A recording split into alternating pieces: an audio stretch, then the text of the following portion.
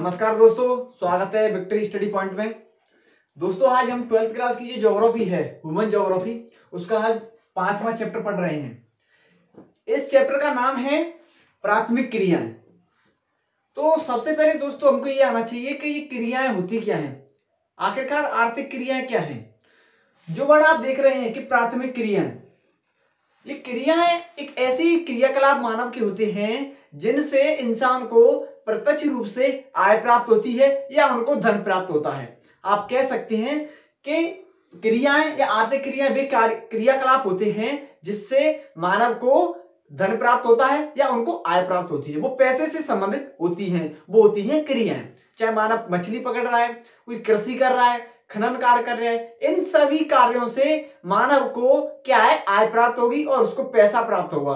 तो ये सारी क्रियाएं क्या कहलाती हैं? आर्थिक क्रियाएं। अब हमको ये आना चाहिए कि क्रिया कितने प्रकार की होती है। जो क्रियाएं होती हैं वो कितने प्रकार की होती हैं। तो आपने जूनियर में पढ़ा होगा, जूनियर क्लास में पढ़ा होगा कि जो क्रियाएं होती हैं वो मुख्यतः चार को माना गया है। जैसे प्राथमिक है, द्वितीयक क्रिया, तृतीयक और चतुर्थक। लेकिन थोड़ा इसमें आप 12th क्लास की ज्योग्राफी है तो इसमें पंचम क्रिया भी होती है, वो मैं आपको बताऊंगा। तो चार प्रकार की क्रिया है, प्राथमिक, द्वितीय, तृतीयक और चतुर्थक। तो इस आज जो चैप्टर है इसमें हम सिर्फ प्राथमिक क्रिया पढ़ेंगे। कौन सी क्रिया? जो प्राथमिक क्रिया होती है उसके बारे में हम जानकारी प्राप्त करेंगे। दोस्तों अब तक पिछली क्लासों में आपने सिर्फ यही पढ़ा कि प्राथमिक क्रियाएं वे क्रियाएं होती हैं जो पर्यावरण से संबंधित होती है और कृषि से संबंधित होती है। लेकिन इस चैप्टर में, इस 12th क्लास की इस चैप्टर में हम पूरी विस्तार से जानेंगे कि किस किस तरीके से जो छोटे छोटे पॉइंट्स होते हैं, जैसे कृषि है तो कृषि के बारे में हम जानकारी विस्तार से करेंगे। आर्किड है, आर्किड के बारे में विस्तार से पढ़ेंगे। भोजन संग्रह है, उसके बारे में हम विस्तार से पढ़ेंगे। तो अब सा हमारा जो माइंड है थोड़ा ब्रॉड माइंड होना चाहिए, क्योंकि अब हम जानकारी थोड़ा सा बड़े लेवल पर करेंगे। तो दोस्तों ये प्राथमिक क्रिया है, वे क्रियाएं होती हैं जिनका संबंध किससे होता है? हमारा जो पर्यावरण होता है, पर्यावरण के संसाधन से इनका संबंध होता है, या ये क्रियाएं प्राकृतिक रूप से संसाधन पर निर्भर होती हैं। कौन से? प्राकृतिक संसाधन, जैसे भूमि है, जल है, कृषि है। ये सारे जो संसाधन होते हैं उनसे इन क्रियाओं का सीधा संबंध होता है। इसी वजह से इसको प्राथमिक क्रिया कहते हैं। और ये क्रिया कृषि से भी संबंधित होती है। कौन सी? प्राथमिक क्रिया। प्राथमिक क्रिया में आता है जैसे आर्किड है। आर्किड मींस जैसे आप दोस्त देखते हैं जो लोग मछली पकड़ते हैं, शिकार करते हैं, ये सारी क्या है? ये प्राथमिक क्रिया है। पशुचारण है, क्या कृषि से संबंधित है, पर्यावरण से संबंधित है। कृषि करना है, वानिकी करना है, खनन करना है, मतलब ये सारी क्रियाएं जो पर्यावरण से संबंधित हैं वो सब क्या कहलाएंगी? प्राथमिक क्रियाएं। तो अब इन्हीं के बारे में विस्तार से पढ़ेंगे।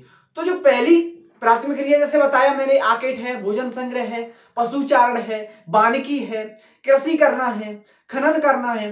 तो इन सारे के पहला जो पॉइंट है वो है आर्किड और भोजन संग्रह। दोस्तों आरंभिक समय में जब मानव सभ्यता उत्पन्न हुई, जब मानव सभ्यता बसने लगी, तो मानव ने अपने जीवन निर्वाह के लिए इन दो पॉइंट्स जो देख रहे हैं, इनसे अपने जीवन निर्वाह को चलाने की शुरुआत की। किससे? आर्किड से और भोजन संग्रह से। जब प्राचीन समय में देखा जाए, जब मानव सभ्यता का एवोल्यूशन हुआ, मानव सभ्यता बसी, तो उन लोगों ने अपने जीवन निर्वाह करने के लिए सबसे पहले देखा कि वहां वो बसते थे जहां आर्किड शिकार कर सके और भोजन संग्रह कर सकें। जंगलों की पत्तियां हैं, जो मलकंद आप देखते हैं, गुलकंद वगैरह है, पेड़, पत्तियां, छाल है। तो जो प्राचीन मानव सभ्यता में जो जन्म उत्पन्न हुआ, तो वो सारे लोग किस पर निर्भर करते थे अपने जीवन यापन के लिए? आर्किड और भोजन संग्रह। तो उसी में पढ़ेंगे कि जो भोजन और संग्रह होता है ये क्या है, इसकी क्या क्या विशेषता है, और विश्व में ये कहां कहां पर किया जाता है, क्या इसके कैरेक्टरिस्टिक्स, ये सब हम क्या है इसके माध्यम से जानेंगे। तो दोस्तों जो आर्किड है, आर्किड मींस शिकार करना, और भोजन संग्रह, ये प्राचीन मानव की क्रिया है। जब प्राचीन मानव था, जब शुरुआत हुई थी मानव सभ्यता की, जब से इन क्रियाओं को करता था। लेकिन आज के समय में आप देखोगे ये क्रिया हमको थोड़े से कम लेवल पे या कम क्वांटिटी में दिखती हैं, क्योंकि आज के समय में एक मॉडर्न युग है, तकनीक का युग है। तकनीक से ऐसी क्रिया की जा रही हैं जो उनको ज्यादा लाभ और ज्यादा पैसा अर्जित कर देती हैं या उनको उत्पन्न करती हैं। तो जो क्रिया होती है आर्किड और भोजन संग्रह, ये क्वेश्चन पूछा भी जाता है कि आर्किड एवं भोजन संग्रह की विशेषताओं का वर्णन कीजिए तथा ये किन किन क्षेत्रों में किया जाता है। तो पहला पॉइंट पढ़ेंगे दोस्तों कि ये क्रिया है आर्किड और भोजन संग्रह, ये कठोर जलवायु दशाओं में उत्पन्न कहाँ की जाती है? जो जलवायु होती है, कठोर जलवायु है, जहां पर कोई भी चीज आसानी से उगाई नहीं जा सकती, कोई भी चीज उपलब्ध नहीं है, वहां पे ये भोजन एवं आकिट किया जाता है। ठीक है।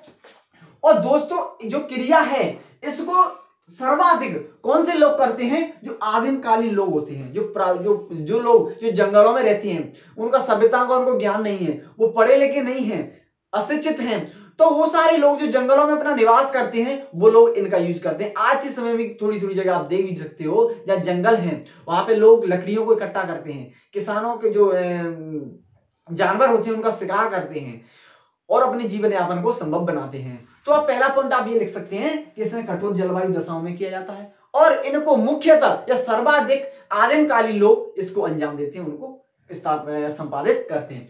दूसरा है दोस्तों, जो इस अंतर्गत इसके अंतर्गत देखा जाए तो जो भोजन है, वस्त्र है, शरण है, ये क्या है? मानव की मूलभूत आवश्यकता होती है कि उसको जीवन जीने के लिए एक भोजन होना चाहिए, पहनने के लिए कपड़ा होना चाहिए और रहने के लिए एक आवास होना चाहिए, शरण कह सकते हैं, शेल्टर चाहिए। तो इसी वजह से जो भोजन है, वस्त्र है, शरण है, इनकी आवश्यकता हेतु जो लोग होते हैं वो क्या करते हैं? पशुओं एवं वनस्पति एवं इनका संग्रह करते हैं। अब देखिए भोजन के लिए क्या करेंगे? जो पशु है आकेट करेंगे उसका, वनस्पतियां जो खाने योग्य हैं, फल फ्रूट्स जो भी जंगल में है, मलकंद गुलकंद जो यूज होता है उसको करेंगे। वस्त्र के लिए वो कपड़ों की छाल का यूज करेंगे क्योंकि उनके लिए आदिमकालीन लोग है, छाल का यूज करेंगे। संग्रह के शरण के लिए क्या करेंगे? वो गुफाओं में या उन जो लकड़ियां या जो पेड़ होते हैं उनकी लताओं में जाके वो अपना शरण देंगे और वहां पर आराम करेंगे। तीसरा पॉइंट है दोस्तों कि जो वाला ये आप इस तरह जो क्रिया देखते हैं इसमें पूंजी की आवश्यकता बहुत कम होती है। कहने का अर्थ ये हुआ कि इसमें आपको निवेश करने की आवश्यकता नहीं होती कि आप 10 लाख निवेश करो तब इससे आप फायदा लोगे, नहीं। इसमें कोई इतनी पूंजी की आवश्यकता नहीं होती, इसमें कोई भी निवेश की आवश्यकता नहीं होती और इससे जो उत्पादित माल होता है उसकी जो कहते हैं ना प्रति उत्पादकता बहुत कम होती है। ये नहीं कि इनका यूज, क्योंकि दोस्तों ये सिर्फ जीवन निर्वाह के लिए, ना कि इससे संग्रहण के, मतलब हमने लाइफ टाइम के लिए हमने संग्रह करके रख लिया, नहीं। अपना जीवन यापन एक दिन का हो जाए फिर दोबारा इकट्ठा कर लिया, दोबारा कर खा लिया। भोजन जैसे कोई मछली पकड़ ली या कोई भी कोई जानवर का शिकार कर लिया, खा लिया, फिर दोबारा देखेंगे। तो इसमें क्या है कि इसकी पूंजी क्या है? बहुत कम लगती है और इसमें कोई भी तकनीक का ऐसा उपयोग नहीं किया जाता कि कोई भी मशीनरी हो, कोई ऐसे इक्विपमेंट हो जिनसे यूज किया जाता हो, कोई ऐसा भी नहीं है कि इसके लिए कोई तकनीक भी चाहिए, पूंजी भी चाहिए, निवेश चाहिए, वो भी नहीं है। और इसकी जो प्रति उत्पादकता है वो बहुत कम होती है। उसका अर्थ ये हुआ कि सिर्फ ये जीवन निर्वाह के लिए करते हैं, ये संग्रह करके नहीं रखते आगे के लिए। ठीक है। अब देखा जाए दोस्तों ये सारी जो क्रिया है जो मैंने बताया ये प्रमुख कहाँ होती है? तो इसके दो जगह हैं, एक तो उच्च अक्षांश और एक निम्न अक्षांश। विश्व की बात कर रहा हूं दोस्तों। तो उच्च अक्षांश, निम्न अक्षांश, आप 12th क्लास में आपको जाना चाहिए लेकिन फिर भी मैं बता देता हूं कि उच्च अक्षांश और निम्न अक्षांश ये क्या होते हैं या इनकी जो लोकेशन है वो उच्च अक्षांश में, अगर ये आप जानोगे तो आराम से कर सकते हो। जैसे दोस्तों आपने ये देखा पृथ्वी है, ये क्या है? विषुवत रेखा है, ऊपर का है कर्क रेखा है और ये क्या है? मकर रेखा है। 23.5 डिग्री पे है, ये भी 23.5 डिग्री पे है, ये जरूरी। ये विषुवत क्या है? उत्तर में है 23.5 डिग्री, ये दक्षिण में। तो कर्क रेखा एवं विषुवत रेखा, जो कर्क रेखा और मकर रेखा, इसके बीच जो बीच का क्षेत्र आता है उसको कहते हैं हम उष्णकटिबंधीय क्षेत्र। समझ में आया कि कर्क रेखा एवं मकर रेखा के बीच के क्षेत्रों को क्या कहते हैं? उष्णकटिबंधीय। या आप कह सकते हैं कि विषुवत से 23 डिग्री उत्तरी अक्षांश और 23 डिग्री दक्षिणी अक्षांश वाले क्षेत्र को हम उष्णकटिबंधीय कहते हैं। विषुवत है, इसके जो पास होंगे वो होंगे निम्न अक्षांश और जैसे हम ऊपर बढ़ते जाएंगे तो ये उच्च अक्षांश होते जाएंगे। ठीक है। जैसे ये है, जैसे आप बढ़ते जाएगा, जैसे 0 डिग्री है, 1 2 3 1 2 3 4 5 6 ऐसे बढ़ता जाएगा। तो जो विषुवत है इसके पास जो भी कुछ रेखा होंगी सीधी पैरेलल वो होंगी निम्न अक्षांश और जैसे ही ऊपर जाती जाएंगी वो होंगी उच्च अक्षांश। तो जो उच्च अक्षांश होती है, जैसे मैंने बताया कि विश्व के 2 प्रमुख प्रदेशों में पाया जाता है। एक होता है उच्च अक्षांश जिसमें उत्तरी कनाडा, क्योंकि कनाडा की आप लोकेशन देख रहे हैं यहाँ पे, तो अक्षांश क्या है कि बढ़ते जा रहे हैं। जो कनाडा है वो उत्तरी कनाडा हुआ, वहां पे पाया, क्योंकि उच्च अक्षांश से बात करेंगे। उत्तरी यूरेशिया है, यूरेशिया मतलब यूरोप और एशिया का जो दोनों भाग है उसको मिला के बोलते हैं यूरेशिया। तो ये यूरेशिया का भाग है, ये वहां पे है। ठीक है। दक्षिणी चिली है, ये चिली है, यहां देखोगे दक्षिण अमेरिका में, तो दक्षिणी चिली मतलब जो उच्च अक्षांश है, ये क्या उच्च अक्षांश है, ये उच्च अक्षांश है। और जैसे ही इसके क्लोज आते जाएंगे ये निम्न अक्षांश होते जाएंगे। ठीक है, तो उच्च अक्षांश में कहां पाया जाता है? ये उत्तरी कनाडा में, उत्तरी यूरेशिया और दक्षिणी चिली। और निम्न अक्षांश की बात करें, निम्न अक्षांश का अर्थ जो अक्षांश विषुववृत्त के नजदीक होते हैं, जैसे ये नजदीक है, ये 23 डिग्री पे, तो और आप नीचे जाएंगे 22, 21, 0, तो यहाँ पे जो क्या है पास आते जाएंगे अक्षांश, तो ये वाला क्या होगा? ये निम्न अक्षांश होंगे। तो निम्न अक्षांशों में कहां पाया जाता है, कहां किया जाता है? आर्कटिक भूमध्य संग्रह अमेजन बेसन है, जो दक्षिण अमेरिका का अमेजन बेसन है। उत्तरी उत्तर उष्णकटिबंधीय अफ्रीका है। देखिए दोस्तों, जो अब क्या है निम्न अक्षांश है, तो उष्णकटिबंधीय क्या है? इसके बीच में आएगा। मैंने बताया कि कर्क रेखा एवं मकर रेखा के बीच के क्षेत्रों क्या कहते हैं? उष्णकटिबंधीय क्षेत्र कहते हैं। तो जो अफ्रीका है उष्णकटिबंधीय, वो किस में आएगा? इसके दोनों के बीच में क्षेत्र में आएगा, तो उष्णकटिबंधीय अफ्रीका में। ठीक है, ऑस्ट्रेलिया है, ऑस्ट्रेलिया में देख सकते हैं। दक्षिण पूर्वी एशिया है, यहां भी देख सकते हैं। अब आप मैप में देख सकते हैं, जो मैंने बताया आप इससे मैप से आप देख सकते हैं। ठीक है, देख लिया। अब देखते हैं दोस्तों, जो आर्किड है जो आपने जाना, तो इसका आधुनिक समय में इसका हम व्यापारीकरण की ओर अग्रसर हो रहे हैं। इसका अर्थ ये हुआ कि जो चीजें, जो वस्तुएं हमको प्राकृतिक या पर्यावरण से जो भोजन संग्रह करते थे, अब उसका हम व्यापार की ओर बढ़ रहे हैं। जैसी तकनीक आती जा रही है, उसका और ज्यादा ज्ञान होता जा रहा है, हम इसका व्यापार करने लगे। जैसे जंगलों में जो छाल है, लकड़ी है, इमारती लकड़ी है, और जो बहुत सारे ऐसे पदार्थ होते हैं जिन्हें औषधियों में यूज किया जाता है, कुनैन की गोली बनाने के लिए, पेंट्स बनाने के लिए, मतलब आज के समय में जो लोग अपने जीवन यापन के लिए करते थे, उसका अब लोग क्या कर रहे हैं? व्यापार की ओर अग्रसर कर रहे हैं, क्योंकि अब तकनीक है, ज्ञान है, वो सब चीजों को जानते हैं, तो इसका उपयोग धीरे धीरे व्यापारीकरण की दृष्टि में भी आगे बढ़ रहा है। किसका? भोजन संग्रहण का। दोस्तों अब देखेंगे, जो पहला पॉइंट है किसमें? प्राथमिक क्रिया में। अब देखेंगे पशुचारण, कि पशुचारण द्वितीय, जो प्राथमिक क्रिया का द्वितीय पॉइंट। हाँ, अब देखते हैं दोस्तों चलवासी पशुचारण, जो द्वितीय पॉइंट है किसमें? प्राथमिक क्रिया में। प्रथम हमने क्या पढ़ा था? भोजन संग्रह और आर्किड पढ़ा था। द्वितीय पॉइंट इसमें क्या है? चलवासी पशुचारण। तो पशुचारण सिंपल वे में आप देख सकते हैं, मतलब पशुओं का पालन करना ही पशुचारण कहलाता है। लेकिन इसमें विस्तार से पढ़ेंगे कि विश्व में ये कहां पर किया जाता है, इसकी क्या विशेषता है और किस तरीके से ये किया जाता है। तो चलवासी पशुचारण की बात की है दोस्तों, जैसा मैंने बताया आर्किड की तरह ये भी क्या है? जीवन निर्वाह का प्राचीन साधन है। ठीक है, क्योंकि प्राचीन समय में जब लोगों ने महसूस किया कि भोजन संग्रह करने से और आर्किड से उनकी जो पूर्ति है वो नहीं हो पा रही, उनकी पूर्ति क्या है, जो उनकी आवश्यकता है वो की उसकी पूर्ति नहीं हो पा रही, तो उन्होंने सोचा कि कुछ ऐसी क्रिया किया जाए जिससे हमको यातायात, व्यापार के लिए और हमको रहने के लिए, साथ ही साथ हमारे भोजन की भी ये सब आवश्यकता पूर्ति हो सके। तो इसी प्रकार प्राचीन समय में लोगों ने इस पशुचारण को अपनाया। इसमें ये दोस्तों क्या है? एक प्राचीन जीवन निर्वाह का व्यवसाय है। ठीक है, ये अपने भोजन के लिए जो पशुचारक लोग होते हैं, इनका पशुचारण करते हैं, उन लोगों को पशुचारक बोलते हैं। वो क्या है? भोजन के लिए, वस्त्र के लिए और शरण एवं यात्रा के लिए वो सीधा सा पशुओं पर निर्भर करते हैं दोस्तों। ठीक है, क्योंकि इससे भोजन के लिए कैसे? इससे दूध मिलेगा। कभी कभी जो पशुचारण होता है उनसे उनकी खाल है, फर है, उसका यूज किया जाता है।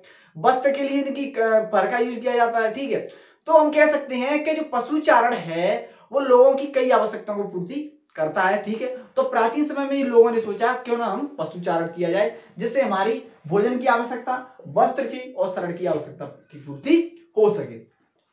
तीसरी चीज दोस्तों को, ये गुणवत्ता के आधार पर एक दूसरे स्थान पर ये स्थानांतरित होता रहता है, कि किसी जगह पे पशुचारण की जो उनकी जो चीज चाहिए वो नहीं है। कभी कभी होता है दूसरी जगह पे चले जाते हैं, कभी कभी होता है कि अपने पशुओं को लेके ये एक स्थान से दूसरे स्थान चले जाते हैं, वो गुणवत्ता को ध्यान में रखते हुए अपने पशुओं को साथ ले जाके। ठीक है, अब इन्हें बात की जाए दोस्तों, इनमें अगर देखेंगे क्षेत्रों के अनुसार, क्योंकि इसके अनुसार हमने पढ़ा कि सिर्फ पशुओं का पालन किया जाता है, जो पशु होते हैं उनका पालन किया जाता है। तो इसमें जो विभिन्न क्षेत्र हैं, अलग अलग क्षेत्रों में किया जाता है, तो वहां के जो पशु हैं जिनका ये पालन करते हैं वो भी अलग अलग होते हैं। अगर आप भारत की बात की जाए तो यहाँ पे कुछ अलग पशु होंगे। अगर आप अटलांटिक जो ओशियन है वहां पे देखा जाए, या आप दक्षिण अमेरिका में जाइए, यूरोप में जाइए, तो हर जगह पे अलग अलग पशुओं का पालन किया जाता है। तो इसमें यह बताया गया है कि जैसे उत्तर अफ्रीका, जो उष्णकटिबंधीय अफ्रीका है, वहां पे क्या है? गाय एवं बैल को पाला जाता है। पशुपालन तो होता है, लेकिन कौन से जानवर है वहां पे? गाय है एवं बैल है। लेकिन बात की जाए सहारा की, जो सहारा रेगिस्तान है, और एशिया के मरुस्थल की बात की जाए, तो वहां पे क्या है? भेड़ है, बकरी है और ऊंट है, ये 3 जानवरों का क्या है पालन किया जाता है। तिब्बत एवं एंडीज पर्वत की देखा जाए, तिब्बत ऊपर का ठंडा प्रदेश है, वहां पे देखा जाए तो यॉक है एवं लामा है, वहां पे जो दोनों पशुओं का पालन किया जाता है। लेकिन आर्कटिक क्षेत्र की बात की जाए तो यहाँ पे क्या है, रेंडियर है। तो कह सकते हैं कि अलग अलग जगह पे अलग अलग क्या है, इसके पशु का पालन अलग अलग किया जाता है। अब देखते हैं इसका प्रमुख विश्व में क्षेत्र कौन कौन सा है।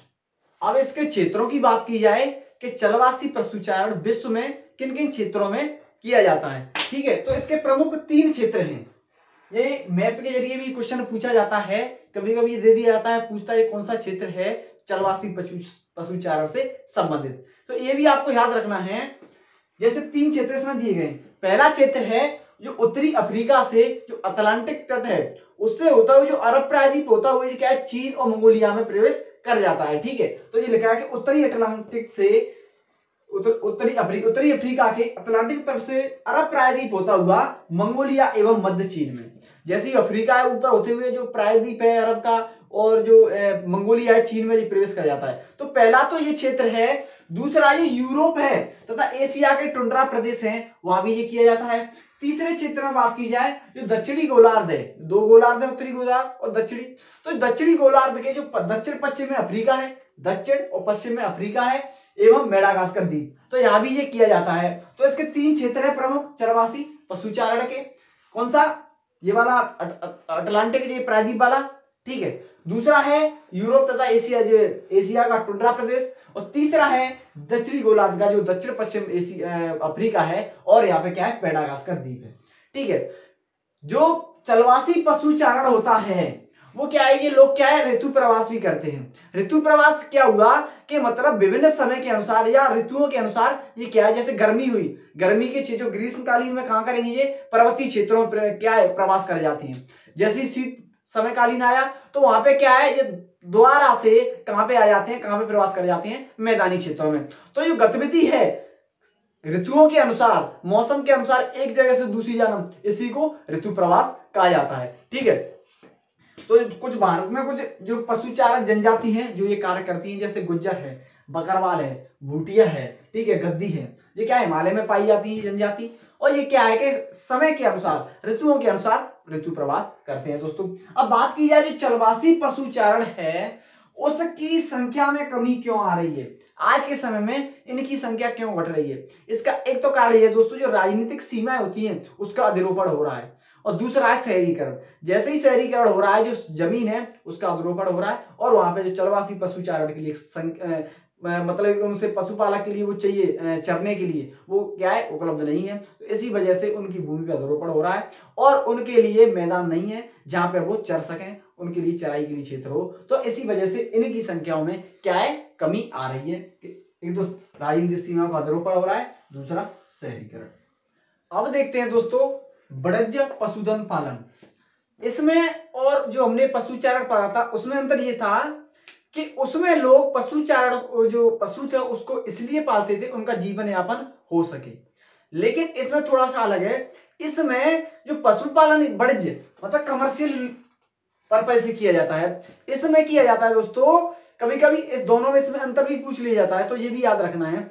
इसमें जो पशुपालन किया जाता है उसमें उस पशुओं से प्राप्त ऊन है, मांस है, उसकी खाल है, उनका यूज क्या है कि कमर्शियल लेवल से किया जाता है। तो वो किसमें आता है, वाणिज्य पशुधन पालन। ये दोस्तों एक व्यवस्थित एवं पूंजी प्रधान है। उसमें इतनी पूंजी की आवश्यकता नहीं होती थी, लेकिन इसमें पूंजी की आवश्यकता चाहिए। मैं आपको अंतर भी बताता चलूंगा और इसकी विशेषताएं भी। तो उसमें और इसमें अंतर की तो ये तो एक व्यवस्थित है और इसमें पूंजी प्रदान है, मतलब इसमें हमको पूंजी की आवश्यकता पड़ती है, पैसे की आवश्यकता इसमें पड़ती है इसको लगाने के लिए। दूसरा इसमें जो फार्म होते हैं वो क्या है कि स्थायी होते हैं, बहुत बड़े होते हैं, क्योंकि कमर्शियल लेवल से इसमें क्या है कि प्रोडक्शन किया जाता है और विशाल क्षेत्रों पर फैले होते हैं, ठीक है। इसकी जो चराई को नियंत्रित करने के लिए इसमें हम बाड़बंदी फेंसिंग करते हैं, क्योंकि इसके बहुत सारे बड़ा होता है, तो इसकी पूरी जो एक क्षेत्र को हम बाड़बंदी कर देते हैं और वहां पे ये पशु क्या है चारण करते हैं, ठीक है। पशुओं की संख्या है वो किस पर निर्भर करेगी कि उस चारागाह की वहन क्षमता क्या है। उसमें अगर क्षमता है 5 पशुओं को चरने की तो हम उतना ही रखेंगे। अगर उसकी क्षमता ज्यादा है, ज्यादा पशु चर सकते हैं तो हम उसमें भी संख्या इंक्रीज कर सकते हैं पशु में। ठीक है, तो पशुओं की संख्या किस पर निर्भर करती है? चारागाह पे। लेकिन उसमें ऐसा नहीं था, उसमें तो कितनी भी रख सकते हैं, कम भी, क्योंकि वो सब क्षेत्रों में चराई होती थी। इसको हम एक ही जगह पर रख के करते हैं और इसमें कोई नियंत्रण करने के लिए उसमें कोई बाड़बंदी नहीं थी। ठीक है, अब इसमें एक ही प्रकार के पशु पाले जाते हैं, एक मुख्य विशेषता उससे से, क्योंकि एक ही प्रकार के, अगर हमको भेड़ रखनी है तो भेड़ ही भेड़ सब होंगी, अगर हमको रखनी है बकरी तो सभी क्या होंगी? बकरियां होंगी। ऐसी गाय और बैल, मतलब इसमें एक ही प्रकार के पशु क्या है, उनका पालन किया जाता है, लेकिन उसमें ऐसा नहीं था। ठीक है, इससे जो मांस प्राप्त होता है इन पशुओं से, जो खाल होती है, ऊन होती है, उसको हम विश्व बाजार में निर्यात कर देते हैं, उसको वैज्ञानिक तरीके से संशोधित करके हम विश्व व्यापार में हम इसको क्या है, भेज देते हैं और वैश्विक व्यापार में अपना योगदान